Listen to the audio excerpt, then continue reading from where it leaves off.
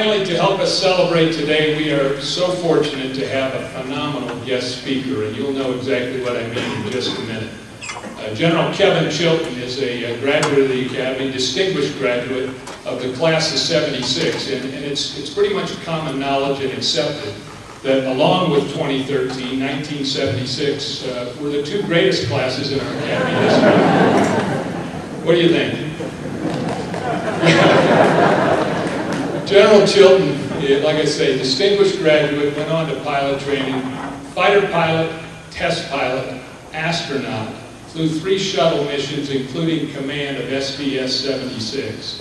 And if that isn't enough, he went on, commanded the 9th Reconnaissance Wing, commanded the mighty 8th Air Force, served as commander of Air Force Space Command, and retired about 2.5 years ago as the commander of U.S. Strategic Command. An amazing officer, a great leader, a dad of a graduate of the class of 2012, a year ago. You're going to love Kevin Chilton. General Chilton is a dear friend of the Academy and a friend of ours. Please give him a warm welcome. Kevin.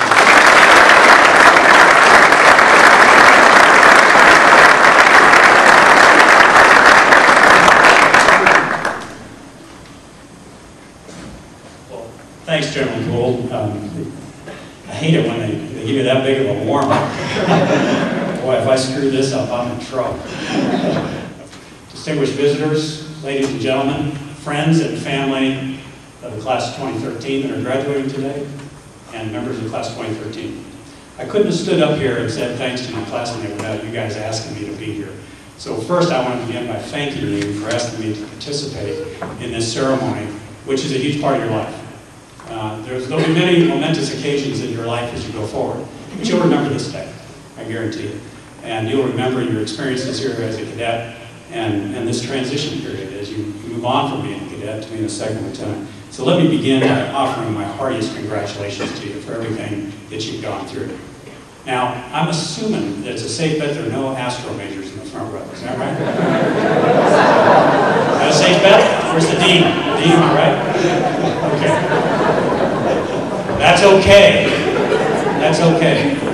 I wasn't either. But listen, I want you all to be so proud of yourselves today. There's a lot of people in this crowd behind you that are busting buttons today, that are proud of you. But I want you guys to be proud of yourselves too. Proud of what you've accomplished. I want you to know you're the kind of people I wanted in my organization when I was a commander. And what am I talking about? I'm talking about people who don't quit, who face adversity, who pick themselves up and say, no, I'm not quitting, I'm not walking away, I'm going to get the job done. I'm going to come back and I'm going to succeed, and in succeeding, the organization's going to succeed, and I'm going to raise the boat for everybody. That's you guys. You're the people I wanted, always looked for, and wanted in my organization. People that skate through life, sometimes they just keep on skating. But people who've had the experience of picking themselves up and re-entering the arena and doing combat again after failure or challenges. That's who I want on my team. You gotta be proud of yourselves. Don't ever, ever, ever look back and say, I wish it had been me. Doesn't matter. Doesn't matter. I remember when I was graduating, I was offered the opportunity to go on to graduate school, and I got counseled by people. Said, oh, it's going to put you a year behind your classmates. You'll be behind in pilot training, flight training, you'll never catch up. Crazy advice. Somehow I managed to hang on for 35 years. There's another, let me tell you a story of another friend of mine. Now, he was a firstie when I was a dually. So, not high on my hit parade, if you remember those days. And but when he went to the Academy, we had become fast friends and served together in our careers. Let me tell you about his life as a cadet. At the end of his at Christmas time of his third class year, when grades came out, he failed Comp Sci. So he got to take that again in the spring. At Christmas time of his second degree year, he failed electrical engineering and aeronautical engineering in the same semester. He was a poli-sci major, you may have guessed. He faced a board he faced a board, and I think there was 7 or 8 folks that faced that board, and everybody was asked to go home except him. He was retained. Why was he retained? He was retained because the leadership at the Academy saw something in him that they value most, and it's something I value most, leadership potential. And they knew this guy would pick himself up and work his brains out, and he did, voluntarily and with a little help, with the fact that he did not have a single privilege for the next semester, and got to spend the next summer at summer school. But he didn't quit. He slowed down through, got through those courses, graduated, and retired from the Air Force about 2 years ago as well as a 4-star general. So nothing about this limits you. Nothing at all. And the sky is the limit for you, and you need to be proud of what you've done and what you've done and what you're going to accomplish. The other thing I want to ask you to do, and this is a little hard, it would have been impossible for me when I graduated. I want you to be grateful. Now, when I graduated, I had a bad attitude. I'll confess that now. I got my mind right about a year later. But be grateful that you had the opportunity to come to this great institution. Be grateful for all the things that this institution gave you, good and bad. It has helped shape you to make you what you are and prepare you for the future. Be grateful to all the people sitting behind you in this audience who are here because they love you, they support you, they want you to succeed. And to your moms and dads and brothers and sisters and aunts and uncles and grandparents who have spent a lot of nights on their knees praying for you. You be grateful for them. And do me a favor, at some point today, give them a hug. Because they deserve it. They've been really helping you along the way. And I think you know that. But really be grateful to the Air Force Academy. Be grateful that you had a chance to come here. I certainly am, as I reflect back on it. Now, what awaits you in the real Air Force? I don't know. I'll be honest. We don't know, because, you know, the bad guys in the world get a vote. And things change. You will change. What you're thinking about doing today may not be what you end up doing years from now. When I came to the Air Force Academy, I had one goal. I came here for one reason, and I had one goal in mind when I graduated. To go to pilot training, serve 5 years, which was the commitment in those days, and get out. And go be a United Airlines pilot. It's the only reason I came to this institution. I couldn't figure out how to get flying lessons. And I heard about the academy. I said, free flying lessons? Road to the airlines. I failed.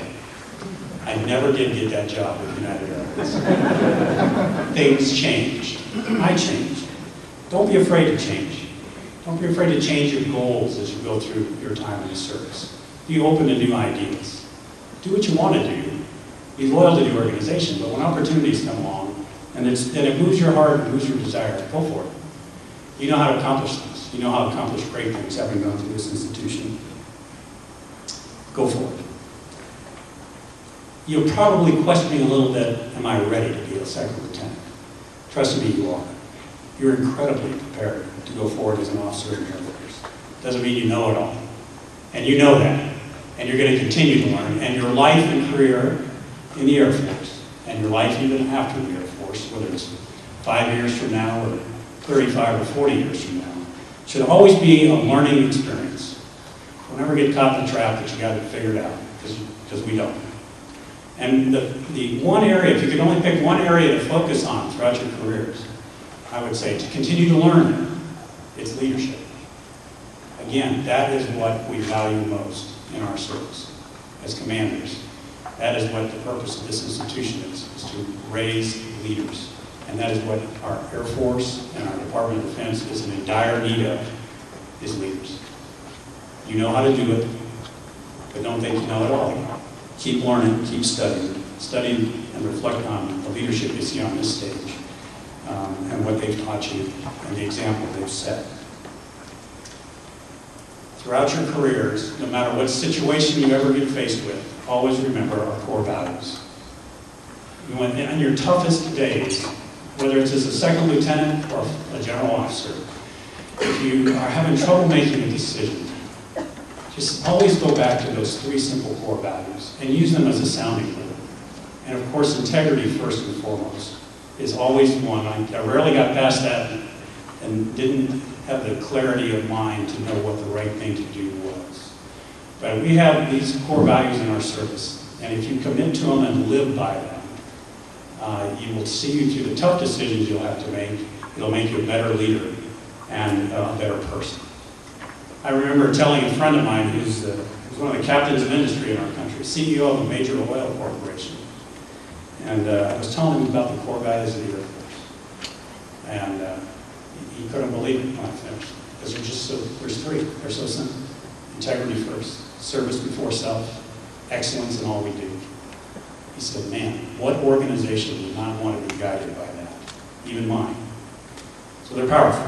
Keep them in your heart, but don't let them gather dust as you go through your career. I would ask you one other thing. I would ask you not to disappoint. Nothing breaks my heart more than to hear of an officer in our great Air Force who has violated one of those core values, if you will. And when that happens, and it does happen, I immediately, if I don't know the individual, search their biography to find out if they're graduates of my academy, our academy. And nothing breaks my heart more if I ever see the answer to that is yes. Keep the faith with the long blue line. Keep the faith with your classmates. Keep the faith with the United States Air Force. And don't ever disappoint the long blue line. Hold that up inside your heart as well, as a standard that you will not ever retreat from. Ladies and gentlemen, you've done great things here at the Academy. You've learned a lot. You're going to be doing great things in the Air Force. I don't know what they're going to be. I don't care what your AFSC is. You're going to be asked to do things that have nothing to do with that as you go through. One thing I can promise you, if you, as Steve Lorenz always used to say, if you show up on time in the right uniform and with a good attitude, every day will be wonderful at the end of the day. And I know you will do that, and I know you will lead and meet the standards that we expect of you.